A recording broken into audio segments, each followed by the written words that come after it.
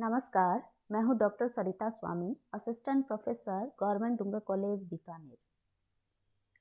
महाकवि कालिदास द्वारा लिखे गए रचनाओं के विषय में हम बात कर रहे हैं। कालिदास के रचना काल को लेकर भी हमने चर्चा की, जिसमें विभिन्न विद्वानों के द्वारा जो मत विशेष रूप से प्रचलित है, उनके विषय में किस प्रकार के प्रश्न परीक्षाओं में पूछे जा रहे हैं, उस पर हमने बातचीत की। दोनों महाकाव्यों के विषय में भी हमने पृथक पृथक रूप से विस्तृत चर्चा की और आज हम उनके द्वारा लिखे गए रूपक अर्थात नाटक के विषय में बात करते हैं। रूपक का एक भेद है नाटक, और उसी के विषय में हम बात करेंगे कि कालिदास द्वारा किन 3 रूपकों की रचना की गई। पूर्व में जो हमने बात की थी उनके 2 महाकाव्यों के विषय में, तो थोड़ा सा देख लेते हैं कि उनकी कुल 7 रचनाएं हैं। महाकवि कालिदास की 7 रचनाएं हैं। 2 महाकाव्य है, रघुवंश के विषय में हमने बातचीत की, कुमार संभवम महाकाव्य है, उनके विषय में भी हमने चर्चा की। 3 नाटक उन्होंने लिखे, मालविकाग्निमित्रम, विक्रमोर्वशीयम और अभिज्ञान शाकुंतलम, और 2 खंड काव्य लिखे हैं, ऋतुसंहार और मेघदूतम, इन्हें गीति काव्य भी कहते हैं। तो इन 7 रचनाओं के विषय में हम पृथक पृथक भी बातचीत करेंगे, किंतु आज इन 3 नाटकों के विषय में हम एक सामान्य रूप से उनकी जानकारी लेते हैं और तत्पश्चात हम पृथक पृथक रूप से भी बात करेंगे कि प्रत्येक नाटक में क्या विशेष प्रश्न बन रहे हैं विभिन्न प्रतियोगी परीक्षाओं में। सर्वप्रथम जो नाटक उन्होंने लिखा, मालविकाग्निमित्रम, यह 5 अंकों का नाटक है। इसकी कथा वस्तु ऐतिहासिक है, जिसमें शुंग वंशीय राजा अग्निमित्र का और राजमहिषी की परिचारिका थी मालविका, उसके प्रेम का अनूठा वर्णन है। तो पात्र परिचय देख लेते हैं, क्योंकि विभिन्न पात्रों के विषय में प्रश्न भी बनते हैं, अतः कुछ प्रमुख पात्रों के विषय में हम देख लेते हैं। इनमें पुरुष पात्र है सूत्रधार, नाटक का जो प्रबंध करता है, जो नाटक के प्रारंभ को करता है और उसका सूत्र पूरे नाटक में वह बांधे रखता है दर्शकों को। पारिपार्श्विक है, वह सूत्रधार का सहचर है, उसका साथी है। राजा अग्निमित्र नाम वाला विदिशा का राजा है, जो इस कथा का नायक है, जो इस नाटक का नायक है। वाहतक प्राचीन मंत्री है, विदूषक राजा का मित्र है, और कंचुकी अंतपुर अध्यक्ष वृद्ध ब्राह्मण। अंतपुर अर्थात रनिवास में का जो अध्यक्ष होता है, वृद्ध ब्राह्मण, जो राजा और राजा का राज दरबार का कोई भी जो संदेश है वो अंतपुर तक पहुंचाता है और अंतपुर का संदेश राजा तक। गणदास और हरदत्त 2 नाट्याचार्यों का विशेषतः उल्लेख यहाँ आया है। सारसह एक सेवक है, कुबड़ा, वैतालिक स्तुति पाठक है, अर्थात राजा या अन्य की जो शुभ आशीर्वचनों से, शुभ संकेतों से उनके स्तुति करता है। स्त्री पात्रों में मालविका है, वो मालवाधीश माधव सेन की भगिनी अर्थात बहिन है। धारिणी अग्निमित्र की प्रधान महिषी है, प्रधान रानी है। इरावती अग्निमित्र की दूसरी पत्नी है। परिव्राजिका कौशिकी नामनी माधव सेन सचिवस्य सुमतेर विधवा भगिनी, जो कौशिकी नाम वाली माधव सेन का जो सचिव है, मंत्री है, उस मंत्री का नाम है सुमति और उसकी विधवा भगिनी है, विधवा बहिन है। वकुलावलिका जो धारिण्या परिचारिका, जो राजा अग्निमित्र की प्रधान पटरानी है, उसकी परिचारिका है, अर्थात उसकी दासी है, सेविका है, और मालविका की सखी के रूप में यहाँ इसको दिखाया गया है। चूँकि मालविका भी एक दासी बनकर एक सखी की तरह वहाँ रहती है, इसलिए वह जो परिचारिका है बकुलावलिका, वह भी मालविका की सखीवत व्यवहार करती है। मधुकरिका उद्यानपालिका के रूप में है, बगीचे की रक्षा करने वाली। कौमुदिका एक दासी का नाम है। समाहितिका परिव्राजिका या परिचारिका, जो परिव्राजिका है अर्थात जो सचिव माधव सेन का सचिव है सुमति, उसके जो विधवा बहन है उसकी दासी है। निपुणिका इरावती की परिचारिका है, जो राजा की दूसरी पत्नी है ना इरावती, उनकी परिचारिका है। जयसेना एक प्रतिहारी है, प्रतिहारी गेट कीपर की तरह। और चेटी अपरा दासी एक दूसरी दासी है। मदनिका और ज्योत्सनिका ये विदर्भ देश की शिल्पी कन्या द्वयम, दो प्रकार की दो कन्या हैं। अब इस जो नाटक है मालविकाग्निमित्रम, यह 5 अंकों का नाटक है। इसकी कथा वस्तु ऐतिहासिक है, जिसमें शुंग वंशीय शासक है विदिशा का, उसकी और राजमहिषी धारिणी जो है उसकी परिचारिका अर्थात उसकी जो दासी के रूप में वहाँ पर रह रही होती है मालविका, उसके प्रेम का अनूठा वर्णन है। तो नायक इसके हो गए विदिशा के शुंग वंशीय शासक अग्निमित्र और नायिका हो गई विदर्भ की राजकुमारी मालविका। और महाकवि द्वारा रचित यह प्रथम नाटक है। यह प्रश्न बहुत बार एग्जाम में पूछा जाता है, बहुत सारी परीक्षाओं में पूछा जाता है कि प्रथम नाटक कौन सा लिखा था। तो सबसे पहला नाटक मालविकाग्निमित्रम ही लिखा था और इसका प्रमुख रस श्रृंगार है। यद्यपि तीनों नाटक जो लिखे हैं उनमें श्रृंगार ही प्रमुख रस है। परिणय की स्थितियों को यहाँ दिखाया गया है, प्रेम मूलक आख्यान कह सकते हैं हम। और उनके जितने भी नाटक है कालिदास के 3 नाटक जो है उनमें जीवन की अनुभूतियों का सार संग्रह है। मानव हृदय की विभिन्न परिस्थितियों में किस प्रकार की वृत्तियां वहाँ पर उनके मन में उदित होती है उसका सजीव वर्णन किया है। और जो लोक व्यवहार का भी वहाँ पर बहुत ही सुंदर विश्लेषण इनके नाटकों में प्राप्त होता है। इसलिए इनके तीनों नाटक बहुत ही प्रसिद्ध है। तो सबसे पहला नाटक लिखा उन्होंने मालविकाग्निमित्रम, और इसकी प्रस्तावना में कालिदास महाकवि भास का स्मरण करते हैं। राजा अग्निमित्र के पिता का नाम पुष्यमित्र है और पटरानी का नाम धारिणी है। जो प्रमुख रानी है राजमहिषी वह धारिणी है। अग्निमित्र और धारिणी के पुत्र का नाम यहाँ वसुमित्र है और पुत्री का नाम वसुलक्ष्मी है और दूसरी पत्नी का नाम इरावती है और विदूषक का नाम गौतम है।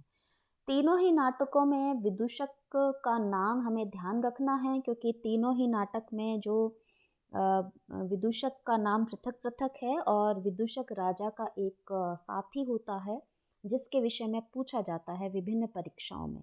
तो इसलिए विदूषक का नाम हमें विशेष रूप से ध्यान रखना है। और मालविका के जो नाट्याचार्य का नाम गणदास माना गया है। और इसकी एक उक्ति बहुत ही परीक्षाओं में पूछी जाती है, पुराणमित्येव न साधु सर्वम न चापि काव्यम नवमित्यवद्यम। कालिदास ने जब ग्रंथ का प्रारंभ किया इस मालविकाग्निमित्रम का ही, तो प्रारंभ में ही उन्होंने कह दिया कि यद्यपि मुझसे भी पुराने बहुत सारे नाटककार हुए हैं, बहुत सारे कवि हुए हैं, बहुत सारे लेखक हुए हैं, उन्होंने भी अपने अपने ग्रंथ लिखे हैं, लेकिन पुराने होने से ही न तो सब अच्छे हो जाते हैं और न नए होने से सब बुरे होते हैं।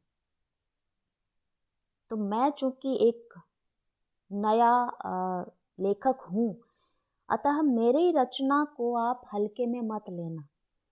तो समझदार लोग वही माने गए हैं जो दोनों को परख कर, पुराना और नया, उन दोनों को परख कर उनमें से जो अच्छा होता है उसे अपना लेते हैं, और जिन्हें वो स्वयं की समझ ही नहीं होती है, ऐसे लोग जो समझ नहीं सकते, उन्हें तो जैसा दूसरा समझाते हैं वैसा ही वो ठीक समझ बैठते हैं।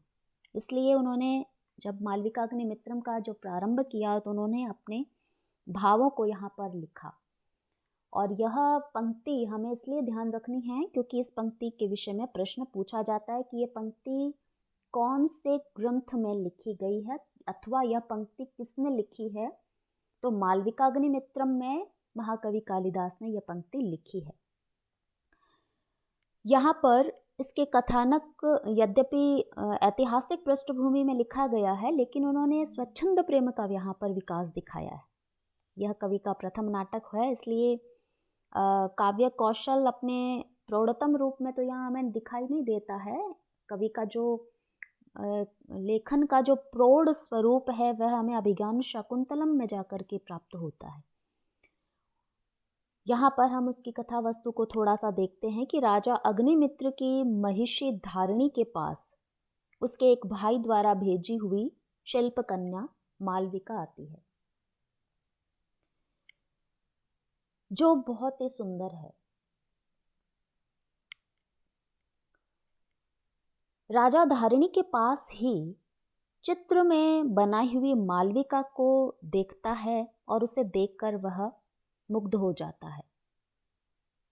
और विष्कंभक के अंत में गणदास नामक पात्र के प्रवेश से हमें यह ज्ञात होता है कि मालविका को नाट्यकला की शिक्षा देने के लिए राजमहिषी धारिणी की ओर से नियुक्त किया गया है। और विदूषक की एक कथन है, उससे हमें यह सूचना मिलती है कि वह राजा के आदेश पर मालविका और राजा का समागम कराने का कोई उपाय करने जा रहा है। इसी अंक में मालविका के नाट्य शिक्षक गणदास और एक अन्य नाट्याचार्य हरदत्त, तो इन दोनों के नाम हमें ध्यान रखने हैं। गणदास और हरदत्त ये दोनों नाट्याचार्य हैं। इनकी नाट्य कला के विषय में यहाँ पर पहले विवाद दिखाया जाता है।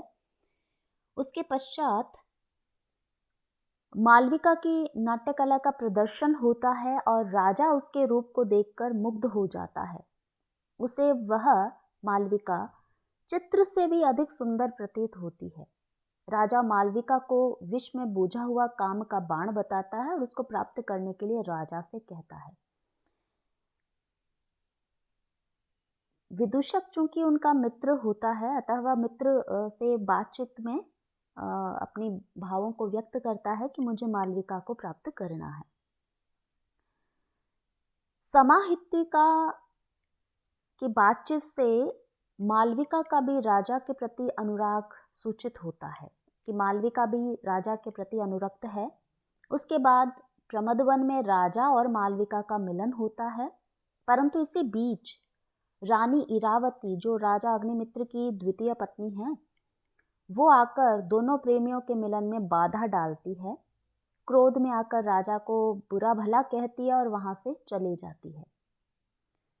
इरावती के संकेत पर राजमहिषी, जो राजा की प्रथम पत्नी है धारिणी, उसने मालविका और उसकी सखी बकुलावतिका को कैद में डाल दिया। उन दोनों को अभी तक किसी को यह पता नहीं है कि यह मालविका वास्तविक रूप में कौन है, इसलिए उन्होंने उसको कैद में डाल दिया।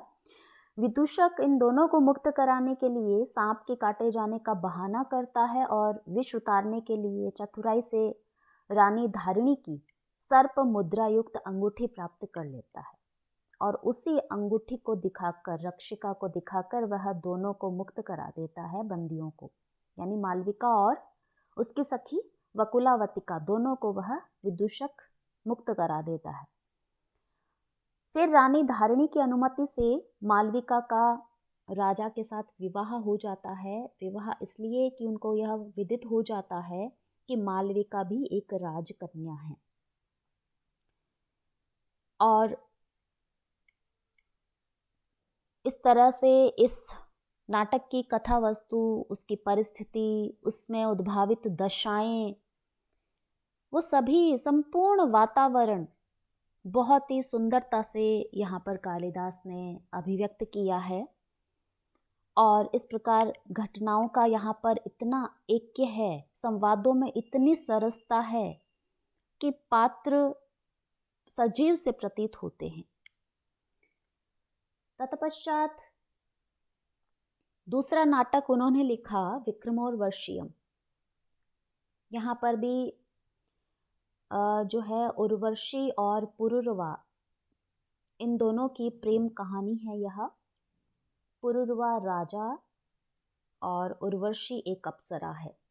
तो इन दोनों की प्रणय कथा का यहाँ पर प्रणयन किया गया है। इसके पात्रों की ओर यदि हम ध्यान दें तो पुरुष पात्र सूत्रधार, नाटक का प्रारंभ करने वाला, पारिपार्श्विक है सूत्रधार का सहचर पुरुरवस, जो प्रतिष्ठान देशस्य राजा नाटकस्य नायका, नाटक का जो नायक है पुरुरुवा, और माणवक विदूषक का नाम है यहाँ पर।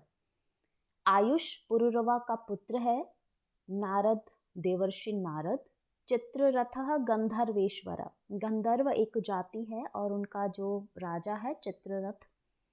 कंचुकी राज परिचारक है, पल्लवः और गालवश्च, ये भरत मुनि के दो शिष्य है।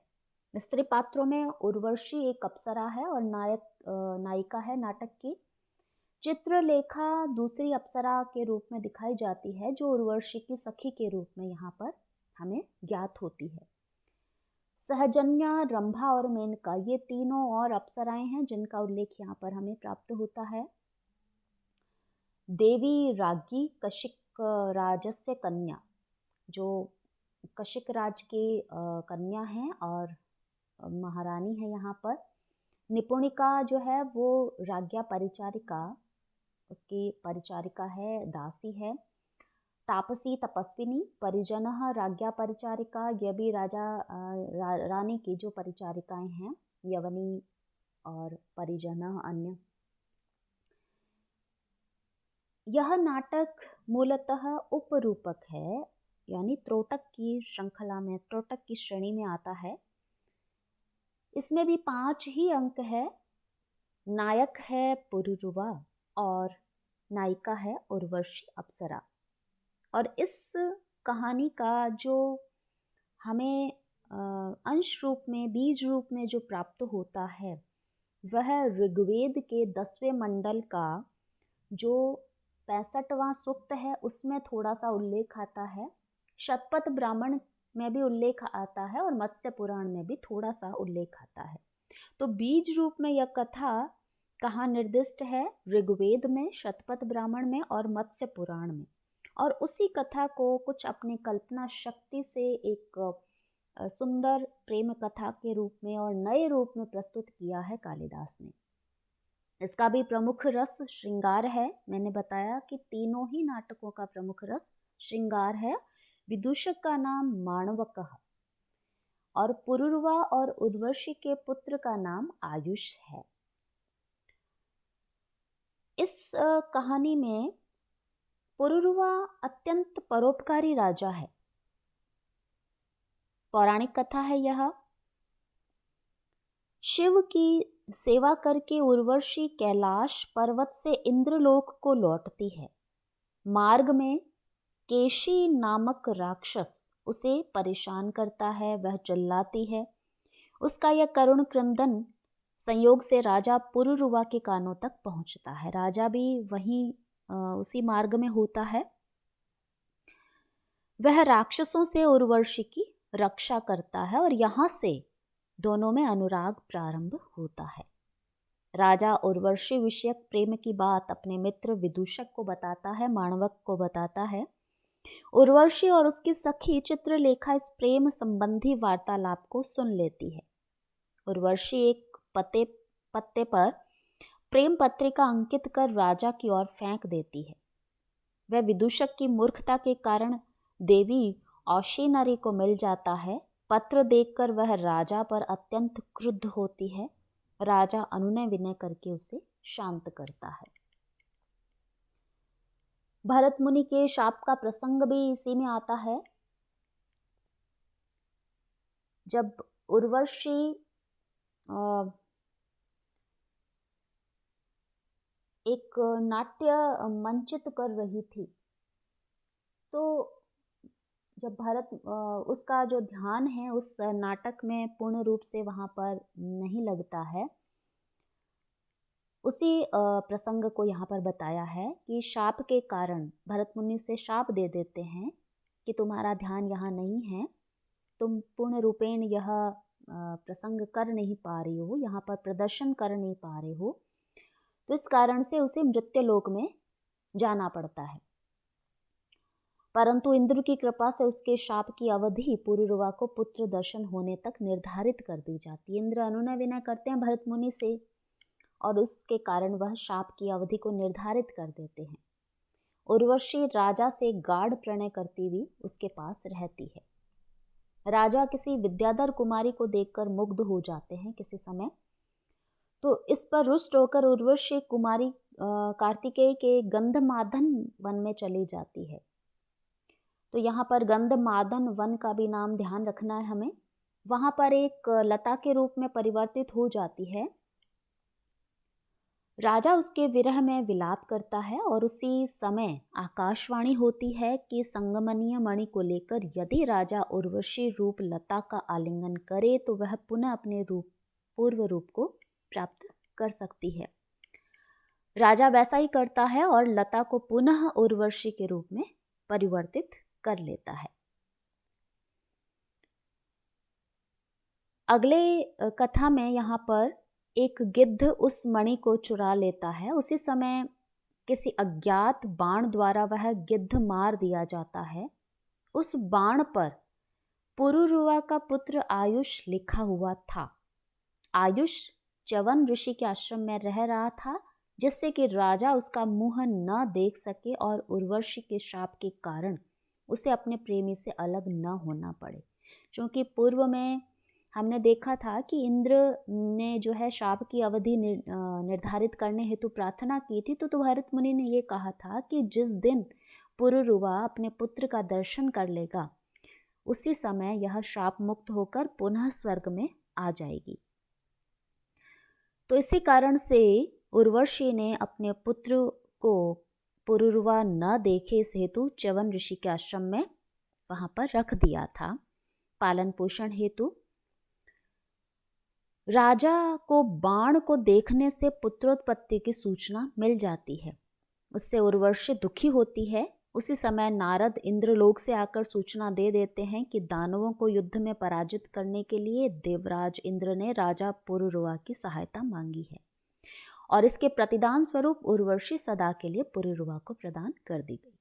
अर्थात देवराज इंद्र की सहायता राजा पुरुरुवा ने की, तो उसके लिए उर्वशी को उन्होंने राजा पुरुरुवा को प्रदान कर दिया। तो सुखांत नाटक है यह भी, कालिदास की द्वितीय कृति के रूप में प्रसिद्ध है और एक कथा को इन्होंने नवीन रूप जो प्रदान किया है। तीसरा और बहुत ही महत्वपूर्ण नाटक है अभिज्ञान शाकुंतलम। अभिज्ञान शाकुंतलम विश्व प्रसिद्ध नाटक है। इस नाटक की अनेक भाषाओं में यह नाटक हमें प्राप्त होता है, विदेशी भाषाओं में भी प्राप्त होता है। इसका जो कथा वस्तु है वो महाभारत के शकुंतलोपाख्यान से लिया गया है और इसमें रोचकता लाने के लिए और नायक के चरित्र की रक्षा करने के उद्देश्य से भी महाकवि कालिदास ने बहुत सारे इसमें परिवर्तन कर दिए हैं। पात्रों के परिचय को हम देख लेते हैं। सर्वप्रथम सूत्रधार नाटक का प्रबंध करता है। दुष्यंत हस्तिनापुर सम्राट है और इस नाटक का नायक है दुष्यंत। भद्रसेन सेनापति है, माढ़व्य विदूषक है। तो इस अभिज्ञान शाकुंतलम के विदूषक का नाम माढ़व्य है।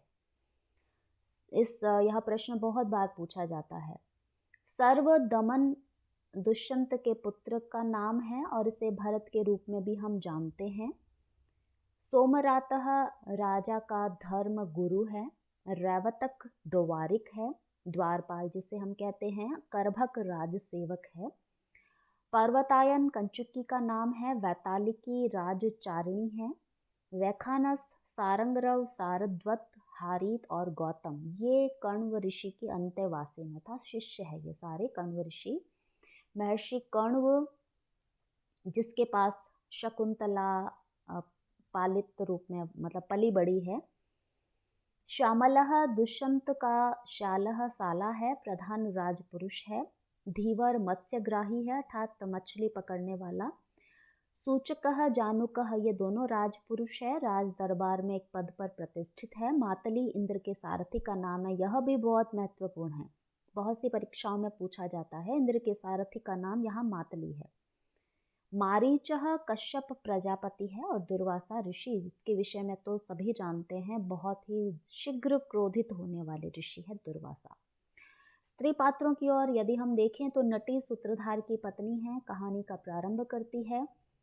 सूत्रधार के साथ में ही नाटक का एक कथा वस्तु को एक सीक्वेंस प्रदान करती है। शकुंतला कण्व की पालित कन्या है। पालित कन्या इसलिए कि शकुंतला यद्यपि अप्सरा पुत्री है, तथापि वह जन्म से ही कण्व ऋषि ने उनका पालन पोषण किया था, इसलिए पालित कन्या है। अनुसुईया और प्रियंवदा शकुंतला की सखियां हैं। ये दोनों भी बहुत महत्वपूर्ण रूप में पूछी जाती है, अनुसुईया और प्रियंवदा। गौतमी एक तपस्विनी है जो आश्रम में रहती है। चतुरिका, परभृतिका, मधुकरिका ये राज सेविकाएं हैं तीनों। प्रतिहारी और यवनी ये परिचारिकाएं हैं। सानुमति एक अप्सरा है और अदिति कश्यप की पत्नी का नाम है। स्त्री पात्रों के पश्चात अभिज्ञान शाकुंतलम के विषय में हम थोड़ी सी इसकी कथा वस्तु को देख लेते हैं। मूलतः इसमें 7 अंक है और इसका उपजीव्य क्या है, कहाँ से यह बीज रूप में कथा हमें प्राप्त होती है। महाभारत के आदि पर्व के 68 से 74 अर्थात 7 अध्यायों के शकुंतलोपाख्यान पर यह आधारित है। तो मुख्यतः महाभारत के शकुंतलोपाख्यान से ली गई यह कथा है, यह बीज रूप में वहाँ प्राप्त होती है, अर्थात बहुत ही थोड़ा सा वर्णन है वहाँ पर। और इस कथा में जो महाभारत के शकुंतलोपाख्यान में जो कथा मिल रही है वो इससे बहुत ही भिन्न रूप में हमें प्राप्त होती है। कालिदास ने इस कथा में रोचकता लाने के लिए बहुत सारे इसमें कल्पनाएं डाली है, परिवर्तन कर दिया है। साथ ही दुष्यंत जो नायक के रूप में यहाँ दिखाया गया है, उसके चरित्र की रक्षा भी महाकवि कालिदास ने की है, क्योंकि शकुंतलोपाख्यान में जो कहानी आती है वहाँ दुष्यंत वास्तव में वह भूला नहीं होता है शकुंतला को। वह डर जाता है अपने मान की रक्षा के लिए, अपने किस प्रकार से अपमानित न होना पड़े, इस कारण से वह डर जाता। लेकिन यहाँ पर नायक के चरित्र की रक्षा की है और उन्होंने यहाँ पर शाप का एक काल्पनिक प्रसंग जोड़ दिया है महाकवि कालिदास ने, क्योंकि नाटक जन साधारण के मानस पर अंकित होता है। उसके पात्र है वो जन समाज को प्रभावित करते हैं, इसलिए उन्होंने एक समाज के समक्ष आदर्श रूप में प्रस्तुत करने हेतु चरित्रों को प्रस्तुत किया या आदर्श चरित्रों को, ताकि उनकी कोई ऐसी गलत बात को समाज स्वीकार न करे या समाज के मानस पर वह अंकित न हो जाए। अतः एक अच्छे स्वरूप में वहाँ पर प्रस्तुत किया है अपनी कल्पना के द्वारा। इसका नायक धीरोदात्त प्रकृति का दुष्यंत है, पुरुवंशी है, हस्तिनापुर का राजा है। नायिका शकुंतला जो मुग्धा नायिका है, जब हम नायिकाओं के भेद पढ़ेंगे उस समय हम देखेंगे, और नायक के भेद हम पढ़ चुके हैं। धीरोदात्त, धीरोदत्त, धीर ललित, धीर प्रशांत 4 प्रकार के नायक होते हैं, तो उनके विषय में हम पहले बात कर चुके हैं। तो धीरोदात्त प्रकृति का नायक है और प्रमुख रस इसका भी श्रृंगार ही है। तीनों नाटकों का प्रमुख रस श्रृंगार है, अन्य रसों के बीच बीच में यहाँ पर पुट दिया गया है। विदूषक का नाम मैं यहाँ लिखना भूल गई, माढ़व्य है विदूषक का नाम। और कालिदास के इस नाटक की इतनी प्रसिद्धि है कि यहाँ बहुत प्रचलित रूप में यह श्लोक है कि काव्येषु नाटकम रम्यम तत्र रम्या शकुंतला तत्रापि च चतुर्थो अंकः तत्र श्लोक चतुष्टयम्।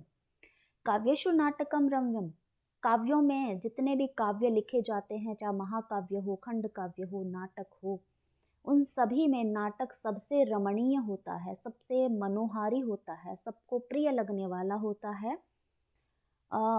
तत्र रम्या शकुंतला, और उन नाटक में भी शकुंतला जो नाटक है, अभिज्ञान शाकुंतलम जो नाटक है, वो सबसे अधिक रमणीय है। जितने भी नाटक अब तक लिखे गए हैं उनमें सबसे सुंदर नाटक अभिज्ञान शाकुंतलम है।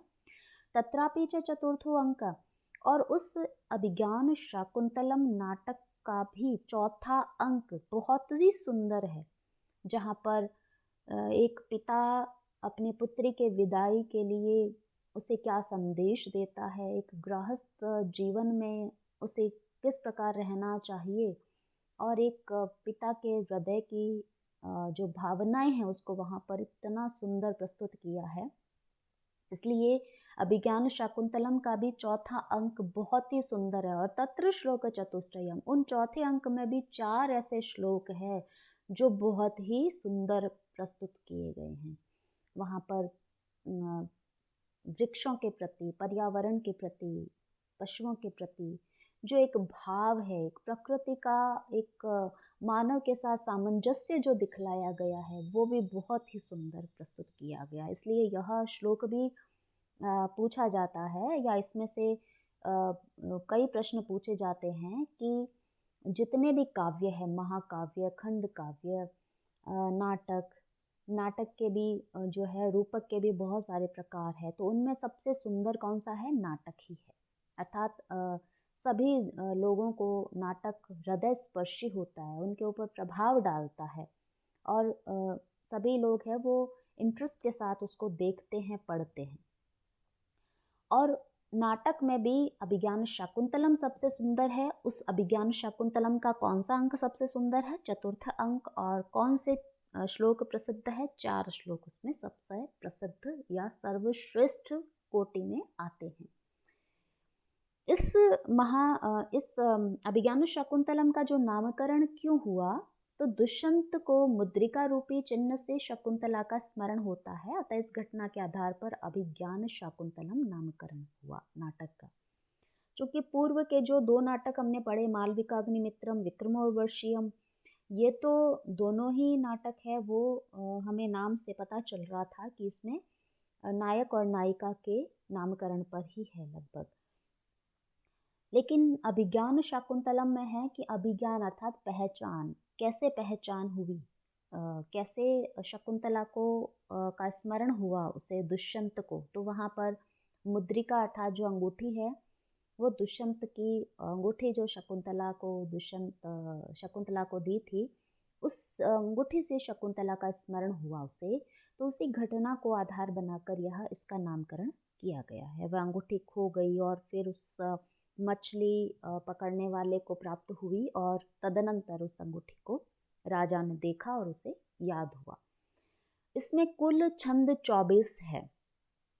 आर्या और वसंत तिलका का प्रयोग सर्वाधिक हुआ है। यह प्रश्न पूछा जाता है किन छंदों का प्रयोग इसमें सर्वाधिक हुआ है, और उपमा अलंकार का सर्वाधिक प्रयोग हुआ है। 180 उपमाओं का प्रयोग हुआ है। वैसे भी कालिदास उपमा के विषय में बहुत प्रसिद्ध है। उपमा कालिदासस्य भारवे अर्थ गौरवम दंडिनः पद लालित्यम माघे संति प्रयोगुणा। कालिदास की उपमाएं सर्वाधिक प्रसिद्ध है। महाकवि भारवी का अर्थ गौरव सर्वाधिक प्रसिद्ध है। कम शब्दों में बहुत कुछ कहने का जो कला है, जो चतुराई है, वो भारवी में है।